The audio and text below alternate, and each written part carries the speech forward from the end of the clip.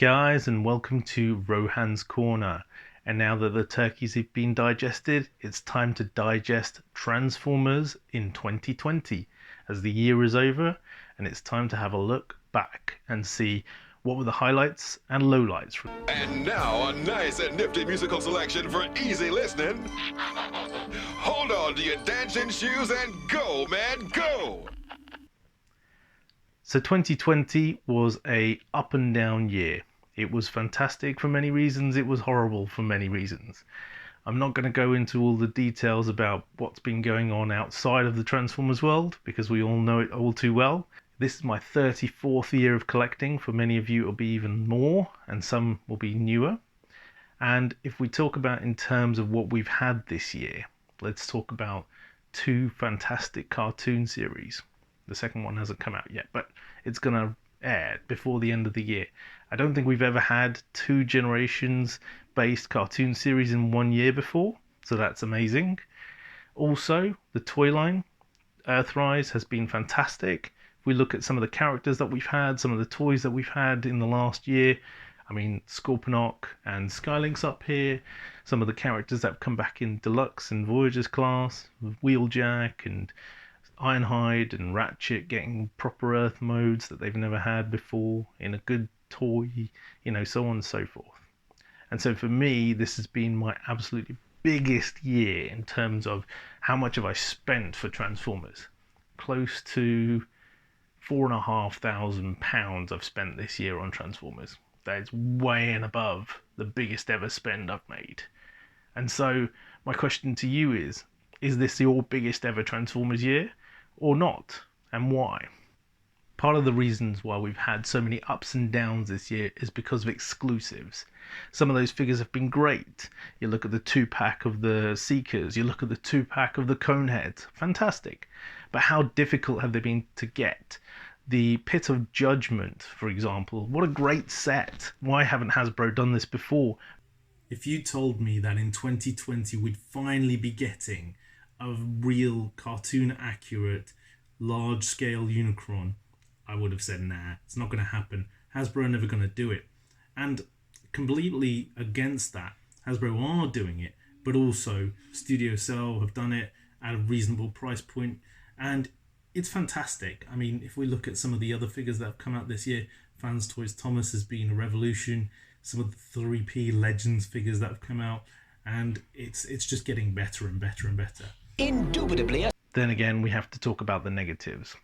What were some of the negatives this year? Getting hold of figures has become ridiculous. The number of exclusives of what I would deem, and hopefully you would deem, to be mainline characters, there have been so many. We started probably with Blue Streak, and then we had the Coneheads, we had Runabout, we had Thrust, and let's not go into the details on him. Thrust, my man, you're about to become #1 Decepticon. And it's not something that's new to this year. It's been going on for a couple of years now. Siege was the same with Skywarp and Ratchet, so on and so forth. In this day and age, with everything else that's going on, it's probably only going to get worse. If we look at the pandemic and we look at the way in which the market is going, we're going to have to do more online shopping. We're going to have more online exclusives. But it's whether or not we're actually going to be able to get those figures. Are the scalpers going to come and buy them all up? So what's been the highlight of 2020 for me? Honestly, it's a really tough question, tough decision to see what has been the absolute top. I mean, Unicron is pretty awesome. To get Runabout and Runamuck for the first time in 30 plus years has been pretty epic. Some of the other figures that we've had as well, Ironhide and Ratchet, I've been waiting for those guys forever.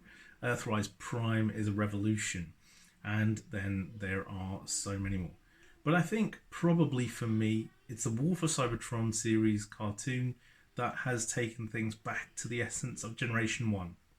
For the first time, really, in 35 years, we've had a G1-centric cartoon, and it's been done well. I know there's a lot of flack, I know that a lot of people love it, but for me, it's great, it's up there. And so I'm really excited to see Earthrise and to see Kingdom, to see where it's going to go.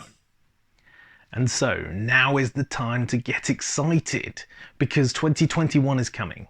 Kingdom is coming. Well, it's already landed. So actually, we've had a bit of Siege, a bit of Earthrise, and a bit of Kingdom all in 1 year. When has that ever happened? And at the same time, Studio Series 86 is landing very, very early next year. Some people have actually already got it. There's a new line called Buzzworthy Bumblebee as well. How many Transformers Generations lines are there going to be in 1 year? That is major.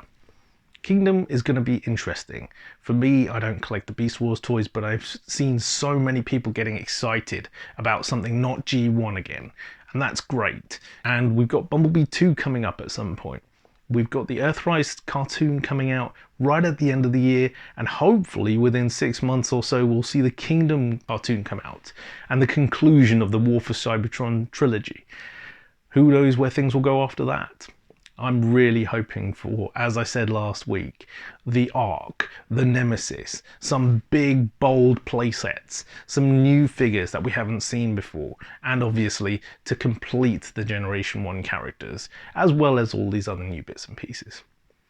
I hope you guys have enjoyed Rohan's Corner this year, and I hope that you will continue to do so into next year. All the best, have a great new year, see you on the other side. Back to the studio. This is only the beginning. Hey boys, who we've been rumbled? Well, let's bounce.